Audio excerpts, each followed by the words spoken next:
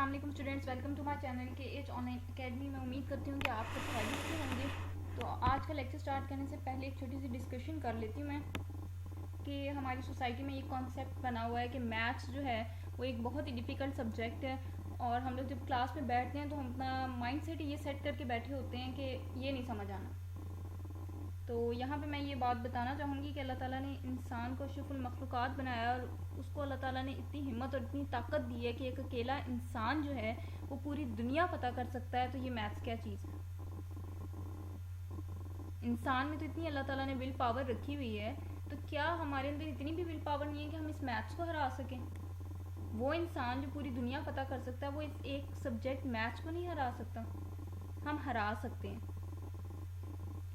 सबसे पहले तो अपना ये माइंडसेट चेंज करें कि ये बहुत मुश्किल है, ये नहीं समझ आना। जब एक चीज़ आप सोच के बैठोगे कि ये नहीं होनी, तो वो नहीं होगी, क्योंकि अल्लाह ताला फरमाते हैं कि आपको वही मिलेगा जिसका आप गुमान रखते हैं।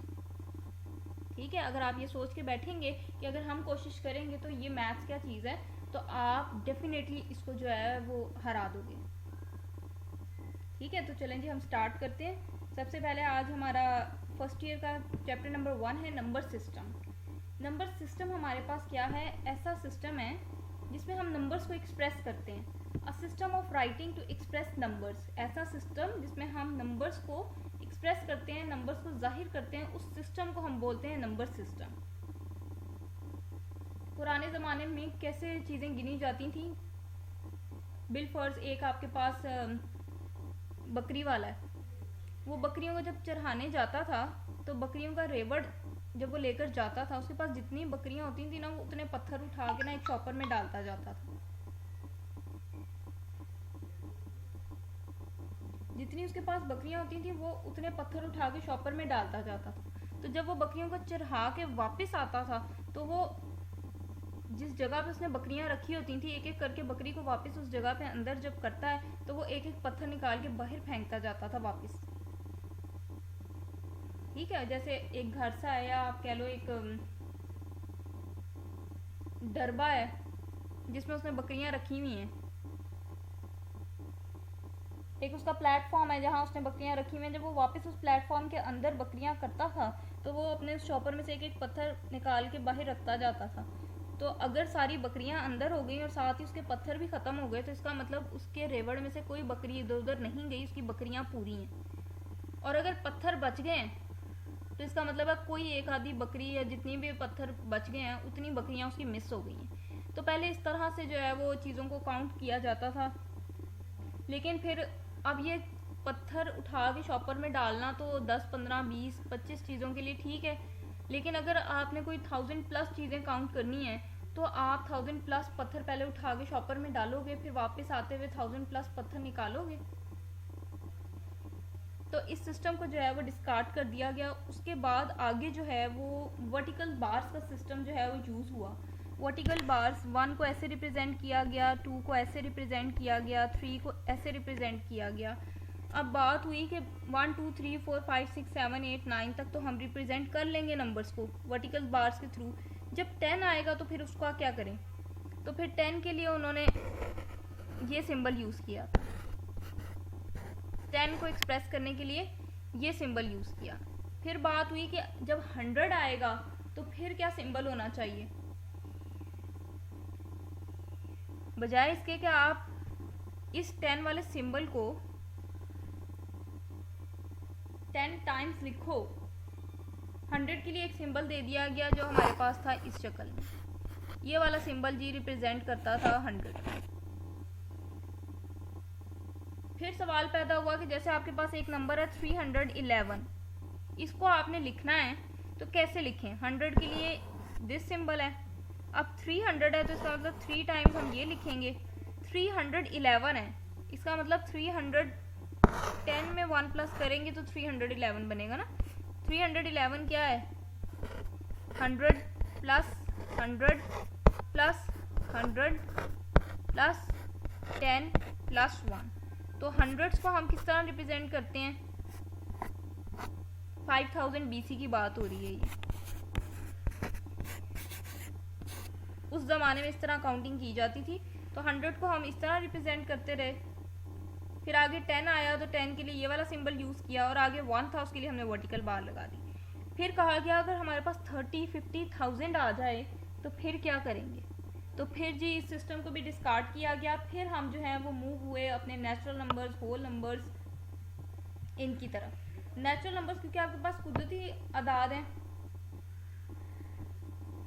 ठीक है जी। नेचुरल नंबर्स आपके पास कुदरती अदाद हैं। कुदरती अदाद कहते हैं सेट को, और नेचुरल का मतलब होता है कुदरती। कुदरती का नाम ही इसको इसलिए दिया गया क्योंकि ये अल्लाह की तरफ से हमारे पास ये नंबर से, कहते हैं ना ये एक चीज़ है, ये दो चीज़ हैं, तो ये 1, 2, 4, 6 ये अल्लाह की तरफ से हमारे पास ऑलरेडी कॉन्सेप्ट मौजूद था। मैं एक कदम आगे बढ़ी हूँ 1, मैं 2 कदम आगे बढ़ी हूँ 2, मैं 3 कदम आगे बढ़ी हूँ 3, मैं 100 स्टेप्स मूव की हूँ 100, मैं 200 स्टेप्स मूव की हूँ 200, ठीक है जी। तो हमारा नेचुरल नंबर का सेट जिसको हम n से डिनोट करते हैं वो तो हमारे पास कुदरती तौर पे मौजूद था 1, 2, 3 अप टू सो ऑन। फिर सवाल ये पैदा होता है, हम एक कदम आगे बढ़े तो हमने कहा एक स्टेप है 1, 2 कदम आगे बढ़े 2 स्टेप है, 3 कदम आगे बढ़े 3 स्टेप है। अब बात ये होती है अगर हम अपनी जगह पे ही खड़े हैं, हम मूव ही नहीं किए, तो फिर उस नंबर को कैसे रिप्रेजेंट करें। तो उस नंबर को रिप्रेजेंट किया गया 0 से, और ऐसा सेट जिसमें हम अपनी पोजीशन पे खड़े हैं वो वाला नंबर भी साथ शामिल हो गया, तो उस सेट को कहा जाता है होल नंबर्स। स्टेप्स आप ले रहे हो 1, 2, 3, 4 वो तो काउंटिंग में आ रहा है, लेकिन अगर आप अपनी पोजीशन पे ही कुछ देर खड़े रहे हो तो उसको कैसे डिनोट करें, उस नंबर को क्या कहा जाए। तो उस नंबर को कहा गया 0। अब 0 तो नेचुरल नंबर्स में मौजूद नहीं था, तो फिर ऐसा सेट जिसमें 0 भी शामिल हो जाए उसको नाम दे दिया गया होल नंबर्स का। फिर बात होती है कि आगे जा रहे थे 1, 2, 3 चल रहा था, अपनी जगह पे खड़े हैं तो 0 है। अगर हम एक स्टेप बैकवर्ड मूव करें फिर उस नंबर को कैसे रिप्रेजेंट करेंगे, तो वो नंबर आपके पास ऑब्वियसली -1 होगा। पीछे की तरफ आ रहे हैं तो -1, 2 स्टेप बैक किया तो -2, 3 स्टेप्स बैक किया -3। तो नेगेटिव नंबर्स तो ना नेचुरल नंबर्स में है ना होल नंबर्स में है। तो फिर उस सेट को क्या नाम दिया गया, सेट ऑफ इंटीजर्स। इसको डिनोट जी से इसलिए किया जाता है क्योंकि जिसने सेट ऑफ इंटीजर्स का कॉन्सेप्ट इंट्रोड्यूस किया था उसका नाम Z से स्टार्ट होता था। वैसे तो इंटीजर्स की स्पेलिंग INTEGERS है ना, जैसे होल नंबर की स्पेलिंग है होल नंबर्स, तो सेट को नाम दे दिया गया W का। नेचुरल नंबर की स्पेलिंग है नेचुरल नंबर्स, तो सेट को नाम दे दिया गया N का। लेकिन सेट ऑफ इंटीजर्स I से स्टार्ट होता है, इसका नाम Z इसलिए है क्योंकि जिस भी साइंटिस्ट ने इसको इंट्रोड्यूस किया था उसके नेम का फर्स्ट लेटर Z था, ठीक है जी। तो इंटीजर्स ऐसा सेट जिसमें हमारे पास नेगेटिव नंबर्स भी आ जाएं, बाकी सारे तो शामिल हो ही हों, साथ साथ हमारे पास नेगेटिव नंबर्स भी आ जाएं, तो उसे कहते हैं जी सेट ऑफ इंटीजर्स। एक minute, -3, -2, -1, 0, 1, 2, 3 up to so on, ये चलता जा रहा है सेट। इस सेट को कहते हैं Z set of integers.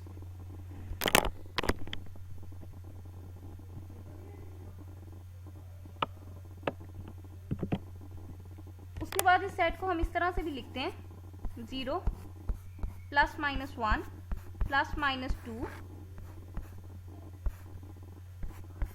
+-3 +-4 and up to so on.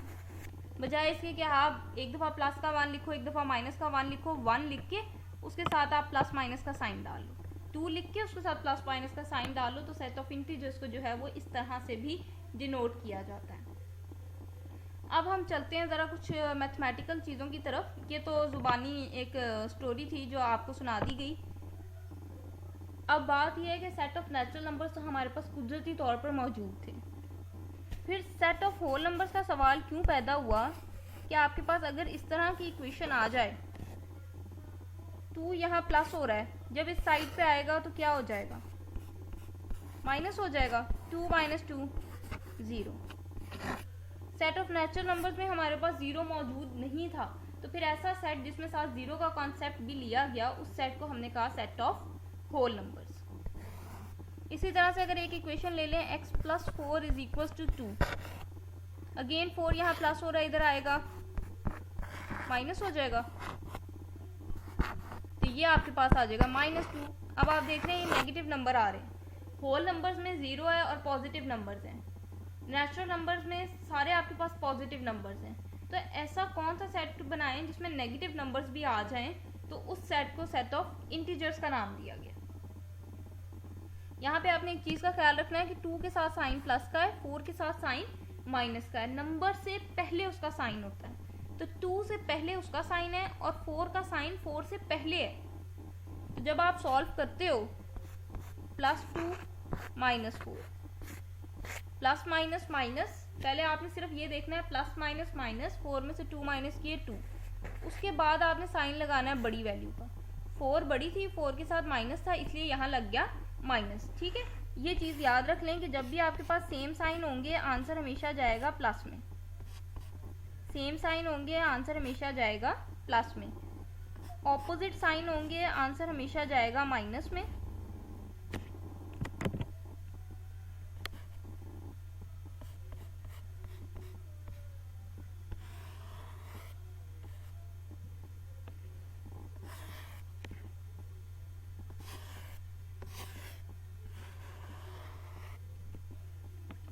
अब आंसर माइनस में जाने का मतलब ये नहीं है कि इधर लाजमी माइनस ही आएगा, आंसर माइनस में जाने का मतलब है आपने उसको सब्ट्रैक्ट करना है। अगर प्लस माइनस आ रहा है तो आपने हमेशा वहाँ पे सब्ट्रैक्शन करनी है। ये साइन की बात मैं अंडर एडिशन और सब्ट्रैक्शन कर रही हूँ, मल्टीप्लिकेशन में केस थोड़ा सा डिफरेंट होता है साइन के हवाले से। प्लस प्लस मल्टीप्लिकेशन में भी प्लस ही होता है, माइनस माइनस प्लस ही होता है, plus minus minus and minus plus minus. लेकिन अंडर एडिशन हम क्या करते हैं, हम बड़ी वैल्यू का साइन लगाते हैं, करते माइनस ही हैं लेकिन साइन लगाएंगे बड़ी वैल्यू का।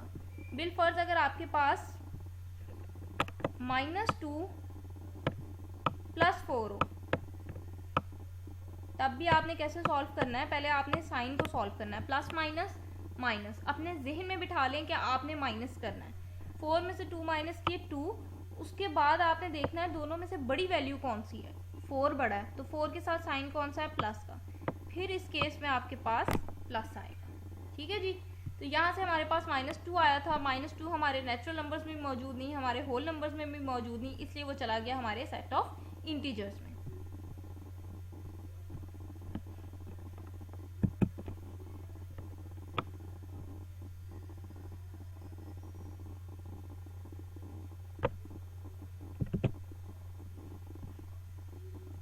आगे जी क्वेश्चन रेज हुआ कि अगर इस तरह से आ जाए,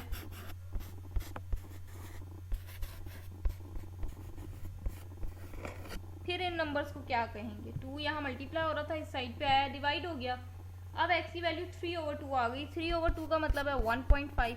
अब डेसिमल वाले नंबर्स ना हमारे नेचुरल में शामिल है, ना होल में शामिल है, ना इंटीजर्स में शामिल है,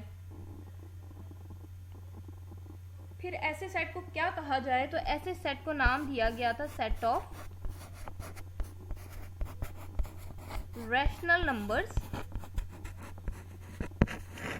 और इन नंबर्स को हम डिनोट करते हैं कैपिटल Q से। इसी तरह से क्वेश्चन रेज हुआ कि अगर आपके पास x² = 2 आ जाए, तो हमें पता है स्क्वायर खत्म करने के लिए हम दोनों तरफ स्क्वायर रूट लेते हैं।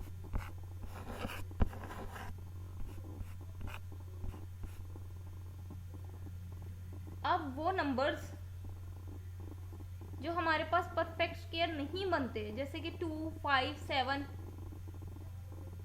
इस तरह के नंबर्स अगर हमारे आ जाएं, तो उन नंबर्स को हम बोलते हैं इर्रेशनल नंबर। अभी हम रैशनल और इर्रेशनल को डिटेल के साथ डिस्कस करेंगे कि ये क्या चीज़ है, और इसको डिनोट हम करते हैं Q' से। ठीक है जी, आपने बस ये याद रखना है कि जिनके परफेक्ट स्क्वायर्स नहीं मौजूद होते, परफेक्ट स्क्वायर मतलब जो मुकम्मल किसी का स्क्वायर नहीं बनता, जैसे 4 है वो 2 का स्क्वायर बनता है, 49 है वो 7 का स्क्वायर बनता है, 144 है 12 का स्क्वायर बनता है, तो ये सारे रैशनल नंबर्स हैं। लेकिन वो नंबर्स जो परफेक्ट स्क्वायर नहीं बनते, वो सारे नंबर्स हमारे इर्रेशनल नंबर्स में चले जाते हैं। अब यहाँ पे एक बड़ी मजे की बात है पूछी जाती है चले पहले रैशनल और इरैशनल की डेफिनेशन देखते हैं, तो फिर आगे चलेंगे।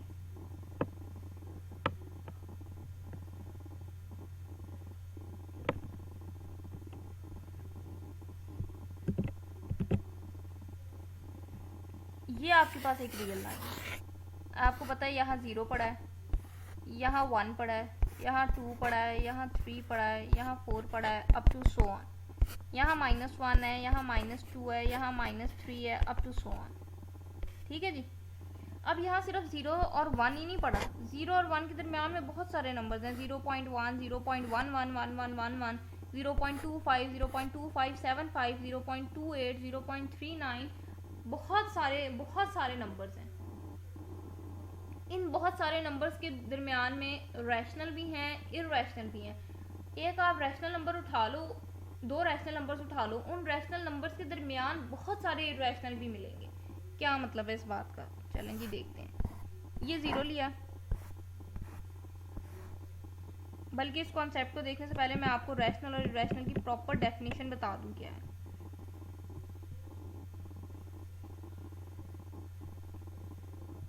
ये देखें जी, रैशनल नंबर्स क्या हमारे पास नंबर्स होते हैं। Are rational number is a number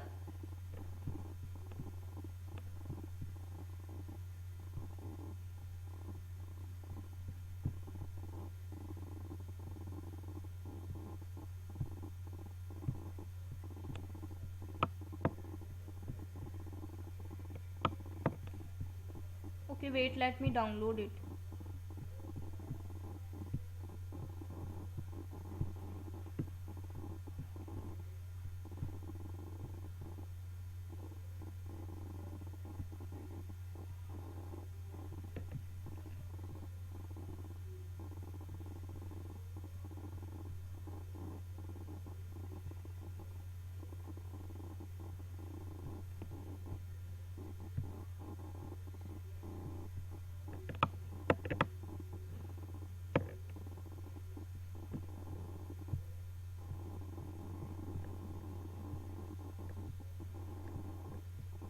चलें जी यहीं से पढ़ लेते हैं। A rational number is a number which can be put in the form of p over q। ऐसा नंबर जिसको हम ओवर की फॉर्म में यानी कि फ्रैक्शन की फॉर्म में लिख सकें, where p and q belong to set of integers। p और q आपके सेट ऑफ इंटीजर्स में से बिलोंग करते हों और q आपके पास 0 के बराबर ना हो, उन नंबर्स को हम कहते हैं रैशनल नंबर्स। थोड़ा सा इसको देख लेते हैं कि जी क्या उसने फरमा दिया। ऐसे नंबर्स जिनको आप p ओवर q की फॉर्म में लिख सको, p और q आपके बिलोंग करने चाहिए सेट ऑफ इंटीजर्स में से, और q जो है आपका 0 के इक्वल नहीं होना चाहिए। ऐसे नंबर्स को हम कहते हैं रैशनल नंबर्स। अब यहाँ पे देखें q 0 के इक्वल क्यों नहीं होना चाहिए। देखें मैं अगर लिखती हूँ 1/0, ये आपको पता है अनडिफाइंड है, आप 1 को 0 पे डिवाइड नहीं कर सकते हो। हाँ, अगर आपके पास लिखा हो 0/1 तो आपको पता है इसका आंसर 0 है। ठीक है, ये p ओवर q की शक्ल में लिखा गया है, मतलब फ्रैक्शन की फॉर्म में लिखा गया है। सिंपल, अगर मेरे पास 0 है तो इसका डिनोमिनेटर क्या है। ऑब्वियसली आपको पता है कि जहाँ कुछ मौजूद नहीं है नंबर्स में, वहाँ हमेशा 1 मौजूद होता है। 0/1 का मतलब क्या है, 0 है। 2/1 का मतलब क्या है, 2 है। तो अगर मेरे पास खाली 2 लिखा हुआ है तो उसको मैं इस फ्रैक्शन की फॉर्म में रिप्रेजेंट नहीं कर सकती। ठीक है, इसलिए उसने कहा कि q 0 नहीं होना चाहिए, आपका डिनोमिनेटर 0 नहीं होना चाहिए। अगर आपका डिनोमिनेटर 0 हो गया तो मैथ्स एरर। और p और q आपके सेट ऑफ इंटीजर्स में से होने चाहिए, यानी कि नेचुरल नंबर्स में तो सिर्फ पॉजिटिव नंबर्स थे, होल नंबर में 0 आ गया, लेकिन आपके पास नंबर ऐसे भी तो हो सकता है ना, -1/2। तो ये -1 क्या है, ये इंटीजर है। 2 क्या है, नो डाउट ये नेचुरल भी है, ये होल भी है, लेकिन ये इंटीजर भी है। तो उसके कहने का मतलब है कि आप नेगेटिव, पॉजिटिव और न्यूट्रल नंबर जो आपका 0 है, p और q आपका उनमें से कोई भी नंबर हो सकता है, नेगेटिव भी हो सकता है, पॉजिटिव भी हो सकता है और न्यूट्रल नंबर भी हो सकता है, बट q आपका न्यूट्रल नंबर नहीं होना चाहिए, q आपका 0 नहीं होना चाहिए। ये डेफिनेशन थी हमारे पास सेट ऑफ रैशनल नंबर्स की। फिर आया जी concept set of irrational numbers का। Those numbers which cannot be put into the form of p over q। ऐसे नंबर्स जिसको आप पी ओवर क्यू की शक्ल में ना लिख सको उनको हम कहते हैं इररेशनल नंबर्स। ठीक है जी।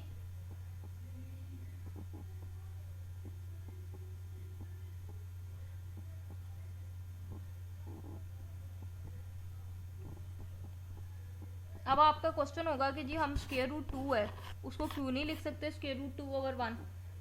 तो देखें पी ओवर क्यू की कंडीशन क्या है कि वो किस में से बिलोंग करने चाहिए, इंटीजर्स में से। आपका स्क्वायर रूट 2 इंटीजर नहीं है, ये तो इंटीजर है बट ये इंटीजर नहीं है। ठीक है, ये इंटीजर नहीं है तो ये हमारी इस डेफिनेशन को ही फुलफिल नहीं करता। खाली पी ओवर क्यू की शक्ल होनी तो नहीं, पी और क्यू बिलोंग भी तो इंटीजर से करने चाहिए ना। लेकिन ये square root 2, square root 3, square root 5, square root, अच्छा अगर ऐसे ले लूं स्क्वायर रूट 5 ओवर 16, अब ये स्क्वायर रूट 5 पे भी है, ये स्क्वायर रूट आपका 16 पे भी है। अब आपको पता है कि इसको मैं स्क्वायर रूट अलग अलग कर सकती हूँ, 5 के ऊपर से भी अलग कर सकती हूँ और 16 के ऊपर से भी अलग कर सकती हूँ। तो ये आ जाएगा स्क्वायर रूट 5 और 16 आपको पता है किसका स्क्वायर रूट होता है, 4 का। ठीक है जी। तो देखें ये तो आपके पास इंटीजर है लेकिन again square root 5 is not a integer. आपका p जो आ रहा है, p ऊपर वाले को न्यूमरेटर को बोलते हैं, q डिनोमिनेटर को। p जो आपका यहाँ पे आ रहा है वो आपका सेट ऑफ इंटीजर्स में से बिलोंग नहीं कर रहा, इसलिए ये नंबर आपके इररेशनल नंबर्स हैं। अब मजीद इनकी कुछ क्लासिफिकेशंस होती हैं हमारे पास रैशनल और इररेशनल की, वो फिर मजीद कुछ डेफिनेशंस पे बेस करती हैं। तो चले आए उन डेफिनेशंस को भी देख लेते हैं।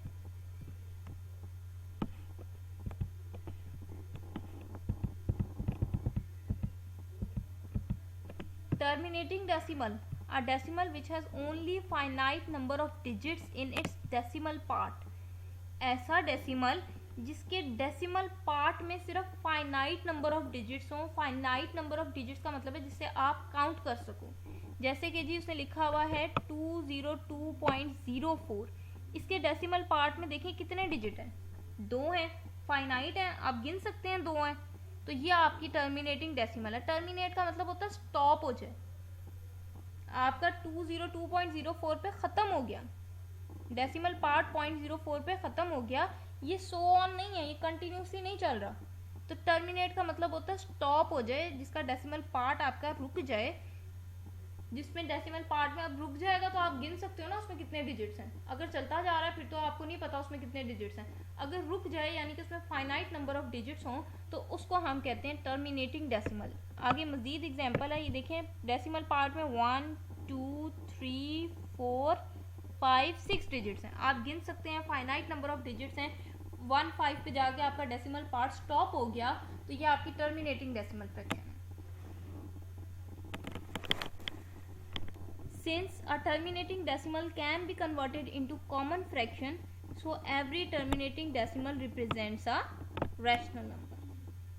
उसने कहा कि टर्मिनेटिंग डेसिमल को आप कॉमन फ्रैक्शन में कन्वर्ट कर सकते हो, इसलिए आपकी हर टर्मिनेटिंग डेसिमल जो है वो भी रैशनल नंबर ही कहलाती है। अब ज़रा हम लिख के देख लेते हैं।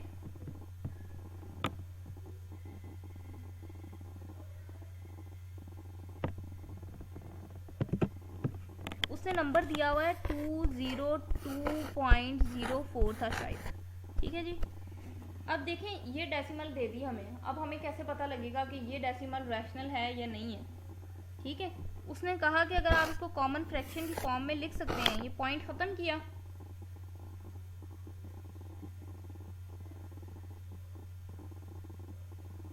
पॉइंट की जगह पे 1 लगा देंगे, पॉइंट के बाद कितने डिजिट हैं, 2 डिजिट हैं तो 0 लग जाएगा। अब आप देखो ये नंबर आपका क्या बन गया, 20204 ओवर 100, पी ओवर क्यू की शक्ल में लिखा गया। तो ये नंबर आपका रैशनल नंबर है जिसको हम डिनोट करते हैं क्यू से। ठीक है, अब रैशनल नंबर्स की किस में आ रही हैं कि किस तरह के नंबर्स हों तो उनको हम रैशनल नंबर्स कहते हैं। एक तो हो गए जो टर्मिनेट हो जाए डेसिमल पार्ट, जिनका डेसिमल पार्ट में फाइनाइट नंबर ऑफ डिजिट्स आ जाएं, वो हमारे पास जो है वो रैशनल नंबर्स होते हैं। नेक्स्ट देखते हैं क्या कहता है वो। आगे है जी recurring decimal. This is another type of rational number.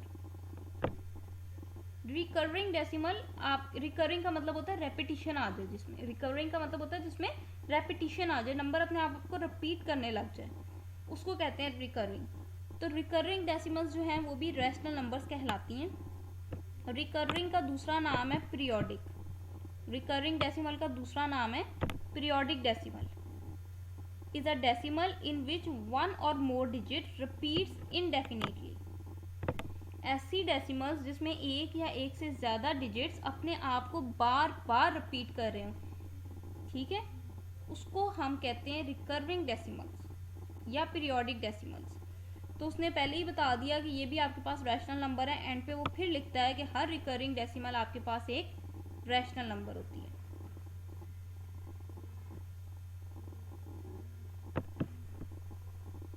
अभी हम इसकी भी एग्जांपल्स देखते हैं।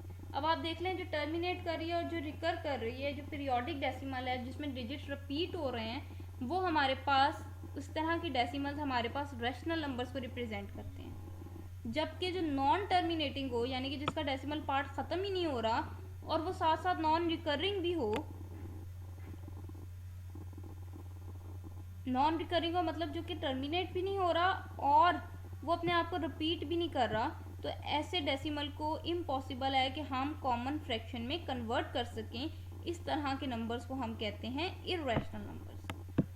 A non terminating non recovering decimal, non terminating और नॉन रिकरिंग। देखो नॉन टर्मिनेटिंग है, इसका मतलब उसका डेसिमल पार्ट रुक ही नहीं रहा। अब डेसिमल पार्ट अगर रुक नहीं रहा तो दो ही तरह की कंडीशंस है, या तो उसके डेसिमल पार्ट में जितने नंबर ऑफ डिजिट्स आ रहे हैं वो अपने आप को रिपीट कर रहे होंगे। अगर रिपीट कर रहे हैं तो वो तो चला गया रैशनल में, अगर वो अपने आप को रिपीट नहीं कर रहे तो फिर वो किस में चला जाएगा, इर्रेशनल में। ठीक है, उसने कहा ऐसी डेसिमल विच नाइदर टर्मिनेट्स, जो रुकती भी नहीं है, नॉर इट इज रिकरिंग, और जिसके डेसिमल पार्ट में डिजिट्स रिपीट भी नहीं हो रहे, तो it is not possible to convert such decimal into common fraction. तो ऐसी डेसिमल को कॉमन फ्रैक्शन में कन्वर्ट करना जो है वो बहुत मुश्किल है, बल्कि इम्पॉसिबल है। दस a non terminating non recurring decimal represents an irrational number. ठीक है जी।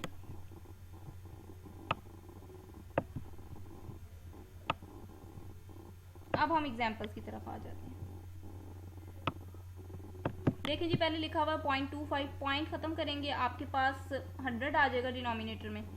पी ओवर क्यू की फॉर्म में लिखा जा रहा है। सबसे पहले तो आप यहाँ पे देखो, आपको देख के पता चल रहा है इसके डेसिमल पार्ट में 2 डिजिट्स हैं। इसका मतलब है कि ये टर्मिनेटिंग डेसिमल है। डेसिमल पार्ट में 2 डिजिट्स हैं, गिने जा सकते हैं। डेसिमल पार्ट खत्म हो गया 5 पे, ये टर्मिनेटिंग डेसिमल है। उसने कहा कि टर्मिनेटिंग डेसिमल वाले नंबर्स हमेशा क्या कहलाते हैं, रैशनल नंबर्स कहलाते हैं। फिर बात होती है कि अगर उसके डेसिमल पार्ट स्टॉप नहीं हो रहा और उसमें रिपीटेड डिजिट्स आ रहे हैं, 3 3 3 3 3 3 आ रहा है, तो ऐसी डेसिमल को भी हम क्या कहते हैं, रैशनल नंबर। ऐसी डेसिमल जिसके डेसिमल पार्ट में नंबर ऑफ डिजिट्स एक हो, एक डिजिट है ना, 3 3 रिपीट होता जा रहा है, एक से ज़्यादा भी हों और वो अगर रिपीट हो रहे हैं, रिकर कर रहे हैं, पीरियोडिक बिहेवियर शो कर रहे हैं, तो उनको भी हम कहते हैं रैशनल नंबर्स। सेम इसी तरह 2.3 है, 3 के ऊपर बार लगा दी, इसका मतलब है कि 3 रिपीट होता जा रहा है। अब जब 3 बार बार रिपीट होता जा रहा है, इसका मतलब रिकरिंग डेसिमल है, और अगर रिकरिंग है तो इसका मतलब है रैशनल नंबर है।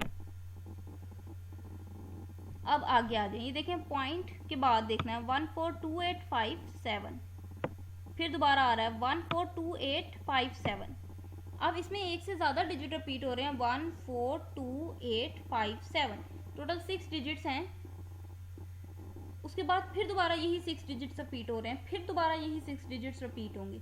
ये फिर आपके पास रिकरिंग डेसिमल का बिहेवियर शो कर रहा है, इसलिए ये नंबर भी क्या है, रैशनल नंबर है। ठीक है, जिसमें रेपिटेशन आ जाए। अगर तो डेसिमल पार्ट स्टॉप हो रहा है तो वेल एंड गुड, वो है ही आपके पास रैशनल नंबर।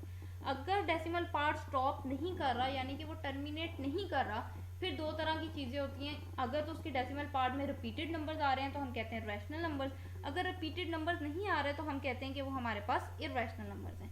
अब तक आपने देखा रिपीटेड नंबर्स आ रहे थे तो वो रैशनल नंबर था। अब यहाँ पे देखें, ये 0 1 है, उसके बाद हमारे पास आ गया 001, फिर आ गया 00001, फिर आ गया 4 zeros और 1। अब आप कह रहे हो कि डिजिट्स तो रिपीट हो रहे हैं, 01 01 ही आ रहा है, लेकिन ऑर्डर सेम नहीं है। देखो यहाँ पे 1 0 और 1 है, उसके बाद 0 0 और 1 आया है, फिर 0 0 और 1 आया है, फिर 4 zeros और 1 आए हैं, तो ये आपके पास पीरियोडिक बिहेवियर नहीं है, ठीक है। डेसिमल रिपीट हो रहे हैं लेकिन सेम ऑर्डर होना चाहिए रेपिटेशन का ना, सेम ऑर्डर नहीं है रेपिटेशन का। ये टर्मिनेट तो नहीं कर रही थी क्योंकि स्टॉप नहीं हो रही, चलती जा रही है।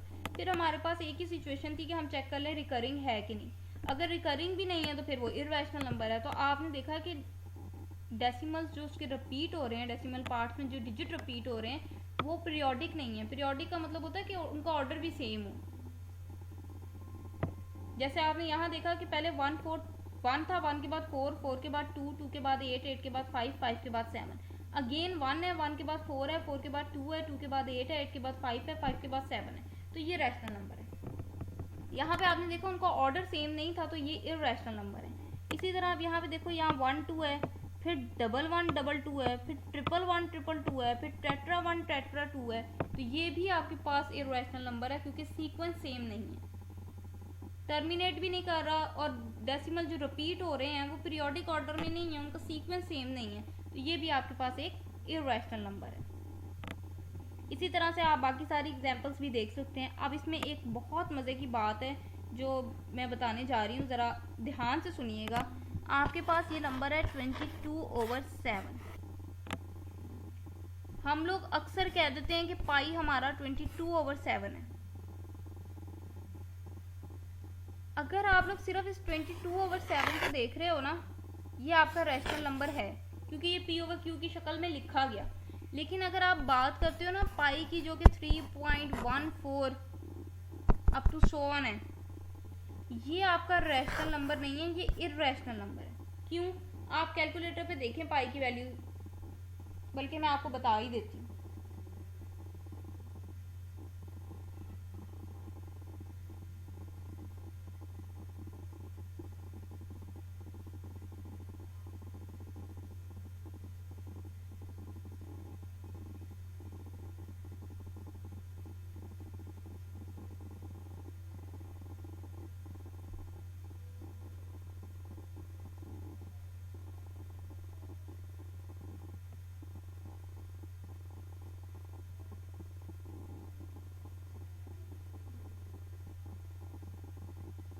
कैलकुलेटर पे जब आप पाई की वैल्यू लेते हैं ना, तो आपके पास आती है 3.14159535 अप टू सो ऑन।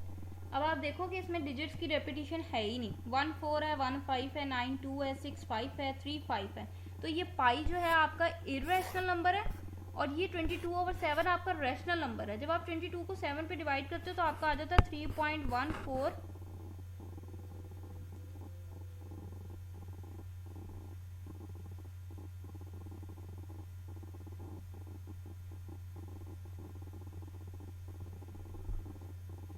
2857। फिर यही रिपीट होता है 142857।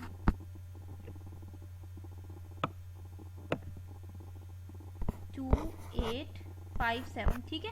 142857, 142857, ये आपके पास रिपीट हो रहा है, ये आपके पास रैशनल नंबर है। जबकि पाई जो है वो आपका एक इररेशनल नंबर है। हम कहते हैं पाई हमारा अप्रोक्सीमेटली इक्वल है 22/7 के। ऐसा हम क्यों बोलते हैं? आप देखो, ये 4 के बाद क्या आ रहा है? 1। आपको पता है कि जब डिजिट आपका 5 से छोटा हो और उसको हम राउंड ऑफ करें, इस डिजिट को आपने अगर राउंड ऑफ करना है 2 डेसिमल्स तक,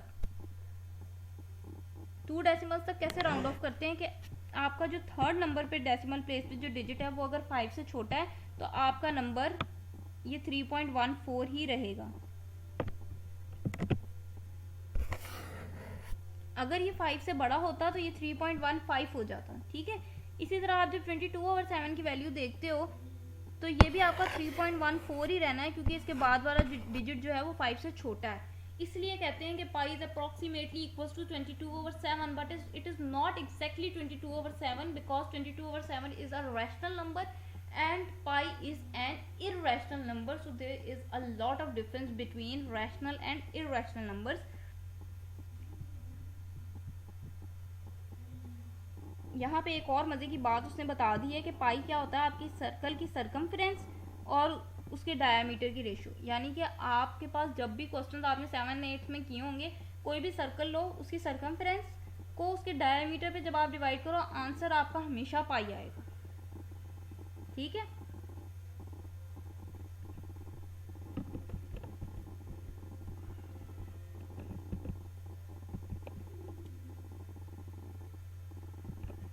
अब क्योंकि मगरिब का वक्त हो रहा है तो मेरा ख्याल है कि बस अब वाइंड अप करते हैं। फिर देखेंगे कि ये स्क्वायर रूट 2 स्क्वायर रूट 3 हमारे पास इर्रेशनल क्यों होते हैं, और फिर नेक्स्ट आगे हम चलेंगे। थोड़ा सा इसका ओवरव्यू ले लेते हैं, हमने क्या देखा और क्या पढ़ा है।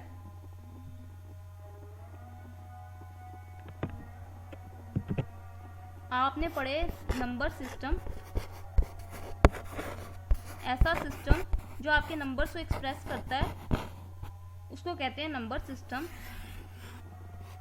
Natural numbers, whole numbers, integers,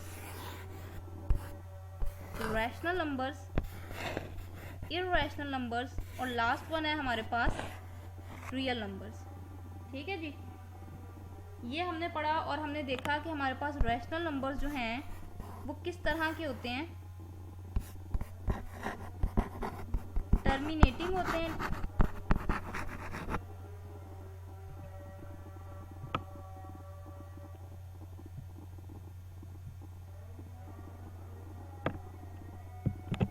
terminating decimal part होता है, या फिर रिकरिंग होते हैं।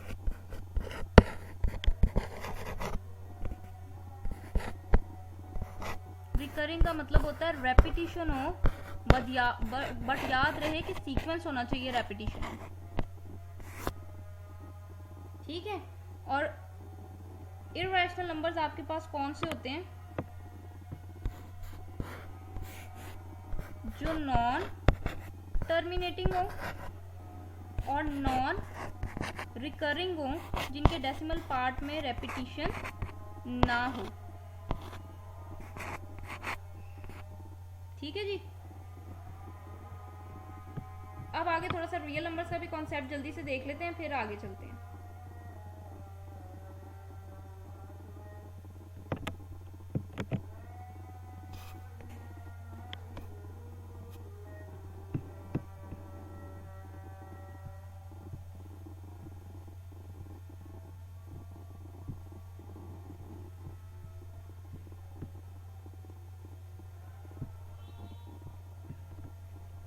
ये आपके पास एक रियल लाइन है,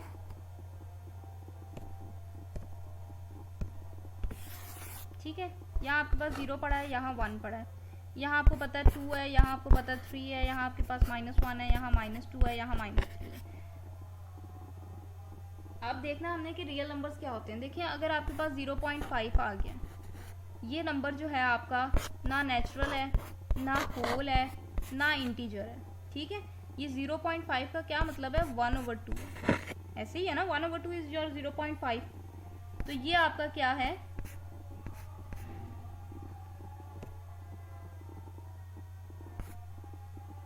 ये आपका रैशनल नंबर है। ठीक है जी,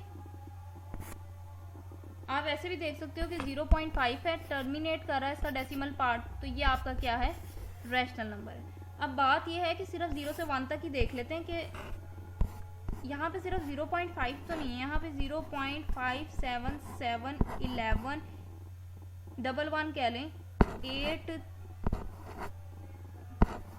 3 4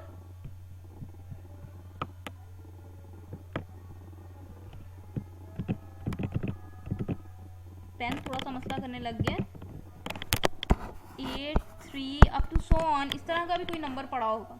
ये सारे 1 से छोटे ही आ रहे हैं ना। 0 से 1 का क्या मतलब है? वो तमाम नंबर्स जो 1 से छोटे हैं और 0 से बड़े हैं, तो वो बहुत सारे नंबर हैं। अब आप देख सकते हो कि इस तरह का नंबर भी इनके बीच में ही पड़ा है, लेकिन ये क्या है? इररैशनल नंबर है। अब अगर मैं एक नंबर लेती हूँ 0.5 और एक नंबर लेती हूँ 0.6, दोनों के डेसिमल पार्ट टर्मिनेट कर रहे हैं, दोनों के डेसिमल पार्ट आपके पास टर्मिनेट कर रहे हैं, तो ये आपके पास दोनों के दोनों जो हैं वो